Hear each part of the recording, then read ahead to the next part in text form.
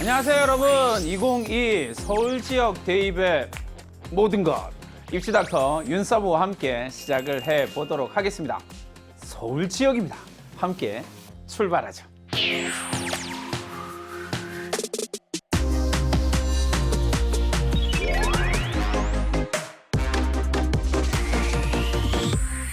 자, 2022학년도 입시의 특징의 서울 지역 입시의 특징을 조목조목 살펴보면서 우리가 지금 당장 뭘 할 수 있지? 이런 고민들을 한번 해보도록 하겠습니다.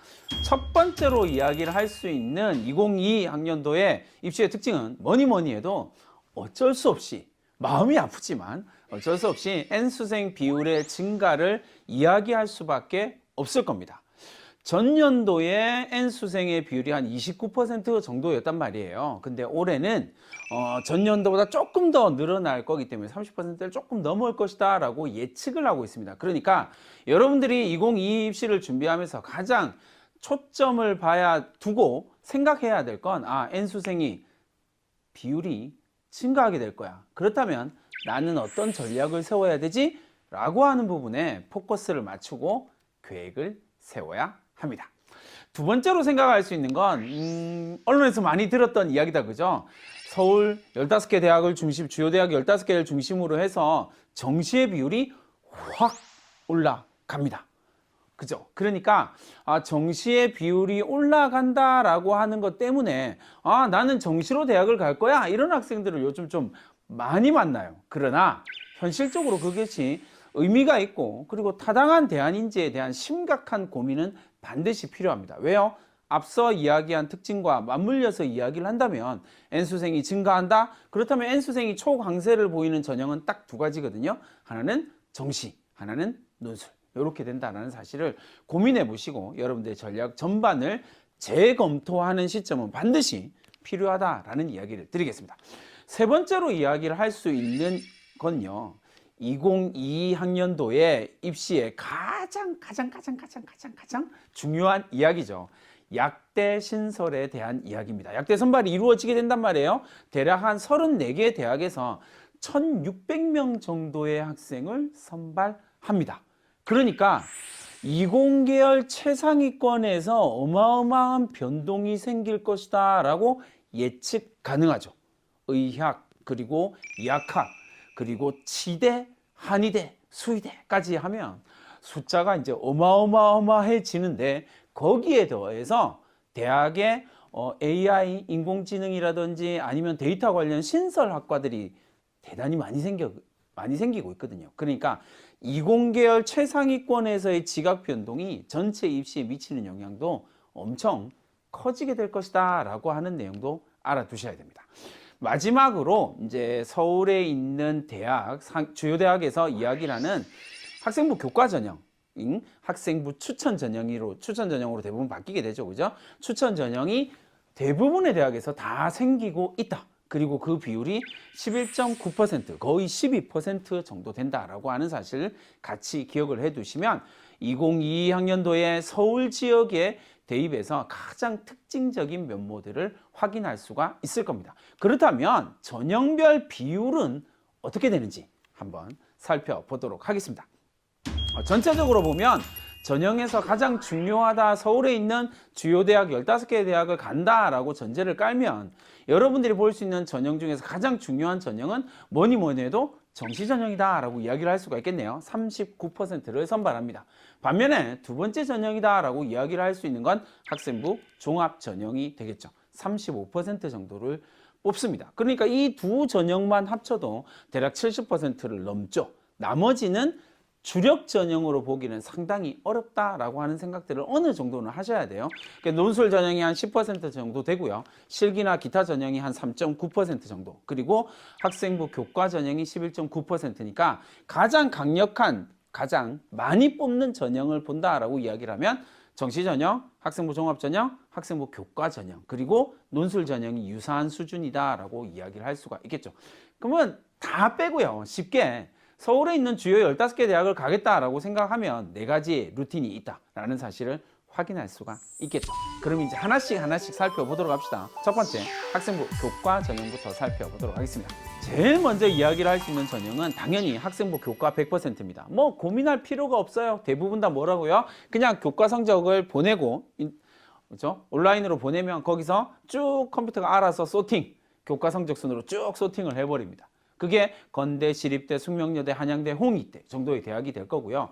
그 교과 90%에다가 출결과 봉사를 넣는 방법에 따라서 조금씩 다르긴 한데 경희대, 서강대, 중앙대, 한국외대 같은 대학들이 출결과 봉사를 넣습니다. 그런데 사실 전 출결 상황이나 봉사 상황이 만점 받지 않기가 쉽지 않아요. 그러니까 쉽게 말하면 출결과 봉사는 거의 대부분의 학생이, 선생님도 만점 못 받는 학생을 거의 본 적이 없거든요. 대부분 만점 받는 정도의 수준이다 라고. 그러니까 전 무단결석 많이 했는데요, 이런 정도가 아니면 대부분 다 만점 받는 수준이니까 결국은 학생부 교과 전형 성적으로 선발한다 라고 생각하시면 되고요. 두 번째 전형이 학생들의 이제 학생부 교과 전형에서 조금 학생부 교과 전형을 준비하는 학생들이 힘들어하는 전형이죠. 단계별 전형입니다. 1단계에서 교과 성적으로 선발하고요. 그 다음에 2단계 면접에서 뭐 70% 1단계 성적, 면접 30% 아니면 20% 이렇게 반영을 하거든요. 연세대학교가 가장 대표적인 전형일 거고요. 그 다음에 일괄 전형들도 있습니다. 일괄 전형은 교과 성적과 면접을 동일하게 보는 전형이에요. 한꺼번에. 일괄, 단계별로 학생부 교과 전형으로 3배수 선발해가지고 면접을 보는 게 아니라 전체가 면접을 보는 거죠. 이화여대가 가장 대표적이고요. 그 다음에 마지막으로 교과와 서류, 대단히 중요한 이야기가 하나 있는데 여기가 포인트입니다. 올해 입시 트렌드에서 가장 강력한 변수가 될 수 있는 게 뭐냐면 학생부 교과 전형의 일괄인데 이 일괄이 이때까지 학생부 교과 전형에서는 출결과 봉사만 반영을 했단 말이에요. 그런데 이제 뭐가 들어가냐면 서류가 들어갑니다. 그래서 학생부 교과 전형의 내신 성적 60%, 80%, 그 다음에 고려대학교, 이제 성균관대학, 동국대학교라고 이야기하면 60%, 80% 내신 성적 이렇게 가고요. 그 다음에 교과로 20%, 40%가 가게 돼요. 서류로요. 이 학생부 서류라고 이야기를 하는 건 정확하게 이야기를 하면 그냥 학생부 종합 전형을 평가하는 방식을 교과 성적과 붙이겠다라는 이야기거든요. 그러니까 학생부 교과 성적의 60%, 80% 반영되긴 하지만 그 커트를 딱 놓고 보면 대부분 다 비슷한 교과 성적일 거거든요. 그렇다면 서류가 결정을 하게 되겠죠. 그러니까 학생부 교과 전형의 변형이다라고 볼 수도 있고요. 학생부 종합 전형의 변형이라고 볼 수도 있거든요. 그래서 고려대와 동국대가 그런 스타일로 간다라고 이야기를 하고요. 마지막 성균관대학교 같은 경우는 조금 달라요. 고대와 고려대와 동국대와는 조금 다르게 성균관대학교 같은 경우는 학생부 교과 전형을 평가할 때 일반 과목은 전부 다 그냥 공통적으로 정량적인 평가를 해요. 그러니까 100점이 우수, 90점이 덜 우수, 80점은 우수 이렇게 되는 거거든요. 순차적으로 점수에 따라서 평가를 해요. 그러나 성균관대학은 진로 과목 전체, 진로와 전문교과죠. 진로와 전문교과 전체를 정성평가를 하겠다라고 이야기를 했어요. 그러니까 정성평가다라고 이야기를 하면 성적이 좀 좋다고 하더라도 내신 성적이나 평가받는 게 A, B라고 이야기를 하더라도 B가 훨씬 더 좋은 평가를 받을 수 있다라는 거거든요. 정성평가라고 이야기를 했으니까요. 그 부분이 조금 유의해야 될 부분이다라고 하는 점 꼭 강조드리겠습니다. 자, 그렇다면 2022학년도에 학생부 교과 전형은 전체적으로 어떻게 나타나느냐라고 하는 부분은 대학별로 쭉 보시면 돼요. 그러면 맨 끝에 보시면 뭐가 나와요, 여러분? 비고란에 보니까 신설이 많구나 라고 하는 부분을 알 수가 있겠죠. 학생부 교과 전형이 학교장 추천 전형으로 바뀐 대학들도 많거든요. 거의 대부분이라고 보시면 돼요. 그러나 그걸 전체를 합쳐도 12%다 라고 하는 부분, 엄청나게 큰 영향력을 발휘하기에는 여전히 조금 약한 부분이 있다. 그 다음에 그 맥스 안에서도 학생부 종합전형을 반영하는 비율 대학이 3개나 있다 라고 하는 부분들을 조금 유심히 살펴볼 필요가 있을 것 같습니다. 다만 여러분들한테 꼭 한 가지 말씀드리고 싶은 거, 성적이 보고 이야기를 하죠. 되게 슬픈 이야기다, 그죠? 학생부 교과 전형의 성적을 살펴보니까 정말 맘 상하는 학생들이 많을 거예요. 근데 실제로 서울에 있는 주요 대학의 학생부 교과 전형에 합격한 학생들의 평균 성적은 이 정도가 되거든요. 당연히 이렇게 주요 대학 선호도가 높으면 높을수록 학생부 교과 성적의 평균은 높아질 수밖에 없다라는 점 생각을 좀 해주시고요. 다만 한 가지 여러분들한테 꼭 말씀드리고 싶은 건 학생부 교과 전형 내신이 대단히 중요한 전형이긴 하지만 그럼에도 불구하고 학생부 교과 전형에서 수능 최저를 달성하지 못해서 떨어지는 비율이 30% 정도는 된다라는 사실을 꼭 기억해 두세요. 그러니까 내신 성적이 아무리 좋다고 하더라도 서울에 있는 주요 대학에서 학생부 수능 최저 학력 기준이 있는 대학은 충분히 고려를 해야 된다. 그리고 제발 손쉽게 수능 최저를 달성할 수 있다라고 생각은 안 했으면 좋겠습니다. 알겠죠? 자, 학생부 교과 전형의 지원 전략에 대해서 한번 살펴보도록 하겠습니다. 학생부 교과 전형은 기본적으로 정량적 평가가 너무나 가능한 전형입니다. 그러니까 100점, 예를 들어서 95점 합격, 94점 탈락, 이게 가능하거든요. 이게 정량적 평가예요. 그러니까 전년도의 성적을 딱 놓고 봤을 때 얼마든지 예측 가능해요. 모든 전형 가운데에서 가장 예측하기가 쉬운 전형이 학생부 교과 전형이에요. 그 다음은 정시 전형이 될 거고요. 뭐 이렇게 되겠죠. 그죠? 그런데 문제가 있어요. 올해는 학생부 교과 전형의 선발 인원이 전년도에 비해서는 조금 늘어났거든요. 그런데 하나 더. 전년도에 비해서 늘어나긴 했는데 주요 대학 15개 대학에서 거의 전부 다 학생부 교과 전형으로 선발하기는 하니까 서울대 빠지고요. 그렇게 되긴 하지만 선발 인원이 늘어나긴 하지만 문제는 변수들이 좀 많다라는 거예요. 어떤 변수요? 아까 얘기했던 것처럼 고려대, 동국대, 그리고 성대 스타일처럼 정성적인 평가 요소를 반영하는 대학도 있고요. 수능 최저 학력 기준을 도입하는 대학들도 있고요. 그러다 보니까 내신 커트 자체는 낮아질 가능성이 있다라고 하는 부분들은 생각하시되, 그러나 조금 더 까다로워졌다. 주요 대학을 가는 게 생각만큼 쉽지는 않다라고 하는 부분 반드시 주목해 주시고요. 마지막으로 하나, 어쨌든 전년도의 합격 기준은 반드시 확인하고 준비를 해야 된다라고 하는 부분 기억해 두시면 되겠고, 선생님이 지금 여러분들이 2학년 때 내지는 3월 학평을 끝나고 난 다음에 받은 점수에서 최소한 국어, 수학 두 과목에서 플러스 1 정도의 등급을 더해야 여러분들이 실제 수능 성적이 유사한 성적이 나오거든요. 그 성적이 수능 최저 학력 기준을 요건을 충족하는지를 반드시 확인하세요. 그냥 지금처럼 공부해서 될 거야 라고 생각하면 수능 최저 학력 기준을 달성하지 못하는 학생들이 대단히 많거든요. 그러니까 반드시 그 부분을 확인하시고 부족하다면 보완할 수 있는 방법을 고민해 준 걸 추천드리겠습니다. 자, 그 다음에 이건 학교 내부의 문제가 될 수밖에 없을 거예요. 교과 전형이 이제 학교 추천 전형으로 추천 전형으로 많이 바뀌었거든요. 그러다 보니까 연세대학교, 그 다음에 서울대학도 마찬가지죠. 직윤에서 마찬가지고 연세대학교, 교로대학교, 뭐 성대고 이런 대학들에서 주요 대학들에서 대체로 이제 추천 전형 인원을 확정 지어놨어요. 그게 비율이기도 하고요, 인원 숫자이기도 하거든요. 그렇다면 추천 순서를 가지고 매우 혼재되는 경향이 반드시 발생할 수밖에 없을 거예요. 그러니까 담임 선생님한테 이 강의를 듣고 난 다음에 담임 선생님한테 반드시 내가 전년도의 성적을 확인해 봤더니 좀 유사한데? 라고 느낌이 있다면 반드시 담임 선생님한테 선생님, 우리 학교에서 이 대학의 추천 기준은 어떻게 되나요? 를 반드시 확인하셔야 돼요. 나중에 막판에 이것 때문에 엄청 싸움이 일어날 가능성이 매우 높거든요. 그러니까 학기 초에 추천 기준을 반드시 확인을 해 주세요. 추천을 받을 수 있는지 없는지. 이 부분을 잘 기억을 해 두시면 좋을 것 같고요. 그 다음에 학생부 종합 전형을 요소를 반영한다라고 하는 대학이 2대학이 있다라고 이야기했고, 정성적인 평가를 한다라고 하는 대학이 1대학이 있다고 했잖아요. 그렇다면 그 부분을 가지고 내가 지원을 하는데 내 학생부가 거기에 맞는 타당성을 가지고 있는지는 반드시 체크를 해 보셔야 된다라는 말씀을 드리겠습니다. 자, 이제 두 번째 학생부 종합 전형에 대한 이야기로 넘어가 봅시다. 학생부 종합 전형의 지원 전략은 어떻게 나타나야 될까요? 라고 이야기를 한다면 일단 특징을 먼저 알아봐야 되겠죠. 학생부 종합전형, 올해 학생부 종합전형은 조금 큰일 났어요.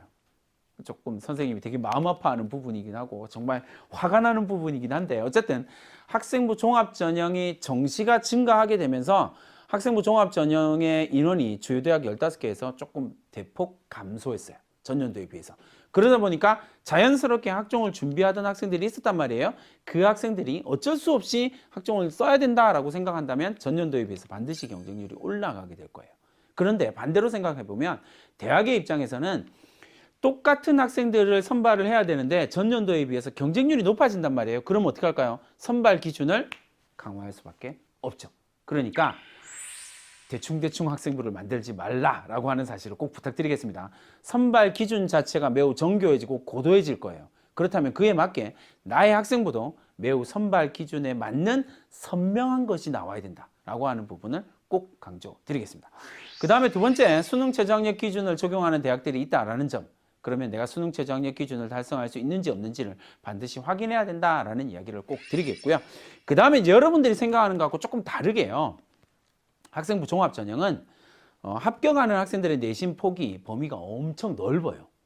여러분들이 생각하고 언론에서 이야기를 하는 거하고는 전혀 다르게 합격자의 내신 폭이, 합격생들의 내신 폭이 엄청 넓거든요. 경희대학교, 뭐 이게 선발한 결과들을 공개하는 대학들을 살펴보면요, 엄청 넓어요. 그러니까 1등급은 당연히 있겠죠, 그죠? 그러나 6등급 때도 있다라는 사실이요. 주요 대학을 중심으로 해서도요. 그러니까 그 부분을 합격자의 평균들을 한번 반드시 확인해 보세요. 대부분의 대학이 합격자의 평균 정도는 제공을 하고 있거든요. 그러니까 학생부 종합 전형에서 생각 외로 합격자의 내신 폭이 넓다라는 사실, 그러니까 적극적으로 공략해 볼 필요는 있다라고 하는 점을 강조드리겠습니다. 그 다음에 마지막으로 이제 선생님이 제일 강조드리고 싶은 거야. 학생부 종합 전형은요, 학생부 종합 전형을 고등학교 1학년 때부터 조금 준비한 학생들이 요즘에 많아요. 나는 학종으로 갈 거야, 이 생각하는 학생이 고등학교 1학년 때부터 많았었거든요. 그렇다면 이 말은 무슨 말이냐면 1학년 때부터 특정 학과, 특정 계열을 준비를 하면서 학생부를 고도화시켰다라고 하는 학생들이 많다라는 이야기예요. 그러니까 그런 학생들과 경쟁할 수 있도록 나의 학생부를 준비하는 것이 매우 중요하다. 그런 의미에서 전략이 매우 중요하다라는 말씀을 꼭 드리고 싶어요. 그렇다면 전략을 어떻게 세워야 되나요? 라고 하는 강의는 EBS의 입시닥터 윤사부가 많이 올려놨으니까 그런 강의들을 토대로 해서 나의 전략은 이렇게 짜야겠구나 라고 하는 생각을 해 주시면 좋을 것 같습니다. 자, 그렇다면 2022학년도에 학생부 종합전형으로 선발하는 주요 대학교에 15개 대학교 학생부 종합전형으로 선발하는 걸 쭉 보도록 할게요. 그러니까 대학별로 한 개의 학생부 종합전형을 운영하는 대학도 있고요. 그 다음에 2개를 운영하는 대학들도 있는데, 요즘의 추세는 이제 올해는 특징이 어떠냐면 학생부 종합전형의 뭐 면접형, 연대 면접형 같은 경우에 마찬가지죠. 학생부 종합전형을 2트랙으로 2가지의 종류로 운영하다가 하나를 학생부 교과 전형, 추천 전형으로 넘겨버린 대학들이 좀 있거든요. 그런 대학들이 있다라고 하는 것. 그렇게 해서 학생부 종합 전형이 조금 줄어들긴 했지만 전반적으로는 이런 형태로 나타난다. 그리고 재학생들에게 매우 강력한 전형이 학생부 종합 전형이다라고 하는 사실을 꼭 기억해서요, 지금이라도 준비를 하는 것이 매우 필요하다라는 말씀을 꼭 드리고 싶습니다. 대부분의 대학이 주요 대학에서 수능 최저학력 기준을 적용하지 않는다라는 것도 좀 특징이죠. 몇몇 대학만 수능 최저학력 기준을 적용한다라고 하는 부분도 유심히 살펴봐야 할 부분이 될 것 같습니다. 성균관대학교 살펴보면 마찬가지로 수능 최저학력 기준, 계열별 모집, 학과별 모집에서 수능 최저학력 기준을 적용하지 않고 있지만, 뭐 일부 학과에서는 적용하고 있지만 대부분 적용하지 않는다라는 거 알 수 있을 거고요. 연대 활동 우수 같은 경우에 결국은 아무리 학생부 종합전형에서 수능 최저학력 기준을 적용한다고 하더라도 합4예요. 그러니까 2개 합4 내지는 좀 센 데가 일반적으로 이야기하는 좀 센 데가 합6, 합7 뭐 이렇게 되거든요. 그러니까 2개 영역의 합4 정도니까 2, 2이라고 하면 아니면 1, 3 이거 가능하다라는 이야기거든요. 그걸 목표로 여러분들이 수능 최저학력 기준을 맞추기 위해서 열심히 공부하는 과정들이 반드시 필요하다. 그러나 마찬가지로 내신의 합격 폭이 매우 넓다라고 하는 사실을 꼭 기억하고 좀 고민을 해보세요. 선생님이 이맘때 학생들과 많이 상담을 하거든요. 그런데 저는요, 준비된 게 없어서 1번 내신이 안 좋아서, 2번째 준비한 비교과가 없어서 전 학종은 안 될 것 같고요, 전 정시 파이터 뭐 이렇게 이야기를 하거든요. 근데 여러분, 정시 성적 반드시 확인해 보십시오. 합격한 학생들의 정시 성적 확인해 보면 쉽게 정시 파이터를 하기가 쉽지가 않다라는 거예요. 그럼 정시를 진짜 열심히 할 거예요 라고 하는 학생들한테 쌤이 뭐라고 이야기를 하냐면, 정말 열심히 하는 거 추천한다. 그러나 그렇게 하겠다라고 생각한 15시간, 16시간을 내신에 쏟아부어서 3학년 1학기 때 내신 등급을 쫙 올리는 것이 최고의 학종 전략 가운데 하나거든요. 그러니까 그 부분을 조금 더 심각하게 고민해 주시면 좋겠습니다. 특히나 서울에 있는 주요 대학은 학생부 종합전형 정시 비교했을 때 정말 쉽지 않습니다. 성적이, 정시 성적이 여러분들이 생각하는 것보다 훨씬 높거든요. 그러니까 그 부분, 그리고 재수생이, 삼수생이 워낙 강세라고 하는 부분, 그 부분을 잘 생각해서 제대로 된 전략을 짜기를 권해드리겠습니다. 자, 그 다음에 이제 학생부 종합전형을 어떻게 준비해야 될 것이냐라고 이야기를 한다면, 올해 학생부 종합전형의 가장 큰 특징은 뭐냐면요, 여러분들은 2015 개정교육과정이 적용되는 첫 세대거든요. 그러니까 여러분 위에 학년도 있긴 하지만 여러분 위에 학년은 조금 논외의 이야기고요. 2009 개정교육과정과 2015 개정교육과정이 조금 짬뽕 믹스된 전형이기 때문에 조금 예외를 하고요. 2015 개정교육과정이 확실하게 적용된 첫 세대예요. 그러니까 여러분들에게 있어서는 학생부 종합전형이 이전 연도의 학생부 종합전형과는 좀 궤를 달리합니다. 이 부분을 잘 이해를 하셔야 돼요. 뭐가 중요하냐면 교과 활동 중요하고요. 교과 성적 중요하고 교과 활동 중요하고 비교과 활동 중요합니다. 그러나 2015 개정 교육과정에서 가장 중요한 부분 중에 하나는 뭐냐면 여기에 학생의 교과 선택이라는 단어가 들어가요. 그러니까 내가 어떤 과목을 선택했는지를 반드시 정확하게 보여주고요. 그게 평가의 대상입니다. 다른 말로 하면 여러분들이 고등학교 3학년 때 여러분들이 선택한 과목에 대해서 그 과목을 선택한 이유가 교과 선택에, 교과 세특에 명확하게 나와 있어야 된다는 이야기이기도 해요. 이게 학생부 종합전형을 준비한 올해 학생부 종합전형의 가장 중요한 키포인트 중에 하나거든요. 그 다음에 두 번째 키포인트가 뭐냐면 2015 개정교육과정에 들어가면서 교과 성적의 비율이 상대적으로 줄어들어요. 왜 그럴까요? 선택 과목이거든요. 확률과 통계 1등급과 미적분 2등급을 비교할 때 누가 더 우수한 학생일까요? 대체로 미적분 2등급이 우수한 학생이거든요. 그러니까 이제 1등급, 2등급으로 이야기할 수가 없는 상황이라는 거죠. 그러니까 교과 성적의 비중은 줄어들 수밖에 없습니다. 뭐가 중요해질까요? 교과 활동이요. 이건 매우 중요한 이야기입니다. 교과 활동이요. 정확하게 뭐요? 교과 세특이요. 내가 교과 활동을 한 내용을 기록한 교과 세특이요. 그러니까 3학년 1학기에 교과 선택을 내가 어떻게 구성할 것이냐, 이것이 가장 중요한 키포인트가 된다는 사실을 꼭 기억을 해 주시길 바랍니다. 자, 이렇게 해서 학생부 종합전형을 어떻게 준비할 것이냐라고 하는 이야기까지 끝냈습니다. 교과 선택 중요하고요. 내신 성적의 비중이 좀 줄어들 거고 교과 활동의 영향력이 더 중요해질 것이다 라고 하는 부분 강조드렸고요. 그렇다면 학종의 지원 전략은 어떻게 되느냐라고 이야기를 할 때 학생부 종합전형의 지원 전략의 가장 첫 번째 키워드는 뭐냐면요, 대학별로 인재상이나 평가 요소가 다르다는 사실이에요. 여러분들 이거 사실 학생부 종합전형을 준비하는 학생들도 잘 모르거든요. 여러분 절대 안 됩니다. 여러분들이 지원하려고 하는 학과, 그리고 여러분들이 지원하려고 하는 대학에는요, 학생부 종합전형으로 선발하려고 하는 인재상이 있고요. 그리고 학생부 종합전형의 평가 요소가 대학마다 다 달라요. 근데 그거 없이 여러분들이 준비를 한다고요? 그러니까 별로 안 좋은 결과들이 나오는 거예요. 그러니까 반드시 나의 학생부하고 대학의 평가 요소를 비교를 한번 해보세요. 얼마만큼 매칭되지? 그렇다면 나의 역량을 얼마만큼 추출해낼 수 있지? 이 대학에서 생각하는 평가 기준과 평가 요소와 인재상이 내가 주장하는 내가 보여주고 있는 학생부와 어떤 공통점, 어떤 차이점이 있지? 부족하다면, 그게 잘 안 보인다면 3학년 1학기 때 그 내용을 학생부에 채워 넣으셔야 돼요. 그게 대단히 중요한 전략이거든요. 그래서 선생님 두 번째 것도 말씀을 드리는 거예요. 경쟁률이 상승할 거고요. 평가가 고도화될 거고요. 정교화될 거예요. 그렇다면 내 학생부도 그에 따라서 고도화되고 정교화되어져서 역량을 보여줄 수 있어야 된다.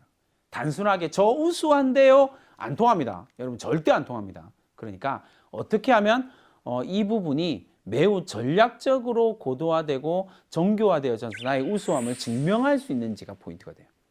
제일 중요한 단어 이야기를 해줬어요. 어떻게 증명할 것이냐. 그 부분을 여러분 잘 기억을 해 주시면 좋을 것 같고요. 그 다음에 올해부터 자기소개서를 제출하지 않는 대학이 있습니다. 이 부분이 조금 이제 큰 변수가 될 거거든요. 그러니까 자소서를 제출하지 않는다라고 이야기를 하면 평가 서류가 뭐밖에 없어요? 이제 학생부밖에 없습니다. 그러니까 자기소개서를 이제 제출하지 않는 대학들은요, 반드시 학생부를 조금 더 고도화시켜 놓아야 돼요. 그 부분을 여러분들이, 그럼 어떤 영역을 고도화시킬 것이냐? 가장 중요한 영역은 당연히 그렇죠. 바로 교과 세특이라는 거죠. 그 부분을 여러분들이 기억을 해 주시면 좋을 것 같고요. 자, 그 다음에 학생부를 제출하고 자기소개서도 제출하는 대학에 있어서는요, 대단히 중요한 자기소개서를 역량 중심으로 쓰는 것이 매우 중요합니다. 그냥 저 잘났어요, 저 이거 잘해요, 이게 아니라 자신이 가지고 있는 역량, 학생부에서 강조되고 있는 역량을 자기소개서에서 충분히 드러내는 것, 그게 중요하거든요. 역량 중심의 자소서를 쓸 것 반드시 기억을 해 두시면 좋을 것 같습니다. 그 다음에 나의 역량을 보여주고 준비할 때 제일 중요한 게 뭐냐면, 말했죠? 선택 과목과 연관된 역량이어야 합니다. 내가 왜 이 선택 과목을 교양 과목이라면, 철학이라면, 교육학이라면, 보건이라면 내가 왜 이 과목을 선택했냐면 이라고 하는 부분에 대한 설명이 반드시 있어야 됩니다. 그 과목과 관련된 탐구 역량도 반드시 보여주셔야 돼요. 그게 대학의 평가, 중요한 평가 기준의 하나거든요. 그 부분을 학종 지원 전략으로 여러분들이 잘 기억을 해 두시면 좋을 것 같습니다. 자, 이제 전형별 지원 전략 세 번째, 논술에 대한 이야기를 한번 살펴보도록 하겠습니다. 서울에 있는 주요 대학에서 논술은 대략 한 10% 정도 선발한다라고 이야기를 했죠. 건국대학교, 경희대학교, 동국대학교, 서강대학교, 성균관대학교, 숙명여대, 그리고 시립대 이렇게 보는데 전체적으로 봤을 때는 전년도에 비해서 확실히 줄어들었어요. 그러니까 다른 말로 하면 뭘까요? 경쟁률이 높아진다라는 이야기죠. 그 부분을 좀 기억을 해 두시면 좋겠습니다. 그래야만 이해가 해결이 되거든요. 그냥 전년도의 경쟁률 생각하고 덤벼들면 아시죠? 쉽지가 않다라는 거. 근데 올해는 더 줄어들었는데 정시가 더 늘어났기 때문에 정시 성적이 조금 더 낮아지는 영향도 있을 테고요. 재수생이, 삼수생이 늘어나고 반수생이 늘어나는 것 때문에 논술 경쟁률은 조금 더 높아지는 영향력도 좀 있을 거거든요. 그러니까 전체적으로 논술의 경쟁력은 높아지고 논술의 점수도 높아질 겁니다. 그러니까 정말 잘 써야만 합격하게 되는 거죠. 그러니까 평균적인 경쟁률만 봐도 30대 1, 그리고 조금 높은 대학은 70대 1의 경쟁률이거든요. 가장 높은 경쟁률은 대학별로 봤을 때는 30대 1에서 70대 1 정도 되지만 학과별로 봤을 때는 300대 1도 나오거든요. 그러니까 그 부분을 여러분들 고민하시고, 생각외로 쉽지 않다라는 거. 그러니까 논술을 준비하는 학생들한테 정말 중요한 건 두 가지. 하나는 논술 실력, 두 번째는 수능 최저학력 기준이에요. 논술 전형은 유독 수능 최저학력 기준을 달성하지 못해서 떨어지는 학생의 비율이 70%거든요. 그러니까 반드시 내가 논술을 준비하겠다라고 이야기할 때는 반드시 수능 최저학력, 대학이 제시하고 있는 수능 최저학력 기준을 확인하셔야 돼요. 근데 수능 최저학력 기준이 없는 대학이 있어요. 그 대학은요, 성적이 어마어마하게 높을 수밖에 없죠. 논술 성적이요. 어마어마하게 잘 써야 된다는 이야기가 되겠죠. 그 부분 기억해 두시고요. 지금 학년 초에 여러분들이 논술을 준비한다라고 이야기를 할 때는 선생님이 꼭 얘기해 주고 싶은 전략은 뭐냐면, 대학별로 논술의 스타일이 다 다르다는 사실을 알아야 돼요. 그러니까 나한테 맞는 논술 대학이 어디 대학이냐, 요걸 여러분들이 기억을 해달라는 겁니다. 학년 초에 한번 써보세요. 대학별로 한번 써보고 나면 내가 이 대학은 조금 맞는 것 같아, 이게 있을 거거든요. 그 유형의 대학을 준비하는 게 필요합니다. 유사한 유형이 조금 있거든요. 자, 전년도의 경쟁률 한번 살펴보겠습니다. 전년도의 논술 경쟁률 살펴보니까 건국대학교 47, 그 다음에 경희대학교 67, 장난 아니죠. 서강대학교 76대 1, 성균관대학교 55대 1. 근데 전년도보다 이게 뽑는 숫자가 줄어들었거든요. 그러니까 경쟁률은 더 높아질 것이다 라고 예측하고 준비를 해야 된다. 근데 이제 여러분들이 하나 더 생각해야 될 건, 논술도 논술인데 문제는 내신 반영 비율. 그죠? 내신도 반영하는 대학들이 있거든요. 그 부분 좀 생각하셔야 돼요. 그러나 여러분, 논술 전형에서 선생님이 아까 얘기했죠. 선발 전략에서 가장 중요한 두 가지 요소는 논술 성적과 수능 최저학력 기준입니다. 왜요? 학생부, 교과, 내신의 반영 비율은 지금 보는 것처럼 1등급에서 9등급까지 쭉 있다면 성적 차이가 많이 안 납니다. 정확하게는 대략 모든 대학이 5등급, 6등급 선까지는 성적 차이가 별로 안 난다라는 사실입니다. 됐죠? 그 부분을 여러분들이 기억을 해 두시면 되겠습니다. 그러니까 1등급과 4등급, 5등급 사이에는요, 점수 차이가 거의 없다라고 보시면 돼요. 논술 한 문제 맞추면 6등급이 1등급을 이기는 건 너무나 쉽다라는 거죠. 그 부분을 여러분들이 기억해 두시고, 내신 성적은 너무 개의치 마시고 논술 그리고 수능 최저, 이 두 가지에 포커스를 좀 맞춰서 준비를 해 주시면 되겠습니다. 그래서 첫 번째가 뭐냐면 논술 지원 전략의 첫 번째가 너 수능 최저학력 기준을 맞출 수 있니? 라고 하는 부분이에요. 근데 제발 하나의 팁을 드리자면 수능 최저학력 기준이 예를 들어서 합 6이다. 3개 합 6이다. 그러면 222가 나와야 되잖아요. 그러면 내가 논술 수능 최저학력 기준을 222 맞춰서 내가 갈 거야 라고 생각해서 합6으로 전부 다 지원을 하는 학생들이 있더라고요. 그거 매우 위험한 판단입니다. 절대 추천하지 않습니다. 왜요? 수능 최저학력 기준은 내가 뭔가를 잘한다고 해서 해결되지 못하는 경우들도 많거든요. 특히나 올해가 전년도 수능 같은 경우에 결시율이 15% 넘어가면서 수능 최저학력 기준에 달성하지 못한 학생들이 확 왜요? 1등급 숫자가 2등급 숫자가 그만큼 줄어드니까 수능 최저학력 기준은 나는 비슷하게 점수를 받았는데 달성하지 못한 경우들이 우르륵. 그러니까 수능 최저학력 기준은 최대한 보수적으로 판단해야 됩니다. 내가 이거 1등급, 2등급 올려서 난 달성할 수 있을 거야 라고 생각하는 건 일단 금물. 그건 수능 최저학력 기준을 달성하지 못해서 실패하는 경우가 70%라고 했습니다. 그러니까 염두에 두시되 수능 최저학력 기준을 동일하게 맞추지 마시고요. 한 2단계 정도 맞춰주셔야 돼요. 그러니까 합 6이냐 아니면 뭐 3개 합 7이냐 8 뭐 이렇게 갈 수 있는 대학들 아니면 2개 합 6 이런 대학들이 있거든요. 그러니까 둘둘에 맞춰서 6개를 다 쓰는 건 매우 위험한 전략이고요. 뭐 3 정도의 대학들을 안전선으로 만들어 놓으셔야 된다는 거 그거 꼭 기억해 두시면 좋을 것 같습니다. 자, 그 다음에 경쟁률이 엄청 상승할 거예요. 그러니까 논술 역량을 그만큼 키우기 위해서 지금부터 준비를 해야 된다라고 하는 것. 그리고 방금 말씀드렸던 것처럼 대학별로 그리고 학과별로 유형별로 나한테 적합한 유형이 반드시 있거든요. 그걸 여러분들이 꼭 기억을 해 주시면 좋을 것 같습니다. 그걸 준비할 수 있는 기간은 사실 거의 학기 초밖에 없어요. 그러니까 학기 초에 나한테 맞는 유형 그거 한번 찾아보자 라고 하는 부분 꼭 기억해 두시면 좋을 것 같고요. 마지막으로 여러분한테 지원 전략으로 추천하고 싶은 건 어쨌든 계열별로 매우 다른 성격이 나타난다는 거 아시죠? 어쨌든 수리 논술 같은 경우는 수리 논술, 과학 논술 같은 경우는 수학 성적과 과학 성적과 어쩔 수 없이 매칭되는 부분이 있어요. 그러나 인문 논술은 조금 성적과 조금 다르게 나타나는 경향도 좀 있거든요. 그러니까 계열별로 나에게 맞는 것, 내가 무엇을 준비해야 될까? 가장 중요한 건 뭘까요? 그 대학의 기출문제. 대부분의 대학이 기출문제를 유사한 형태로 내거든요. 그러니까 그 기출문제에서 내가 어떤 답을 어떻게 만들어낼 것이냐를 좀 고민하는 시간들이 있어야 할 것 같습니다. 자, 마지막으로 올해 입시에서 가장 이슈가 되는 약대.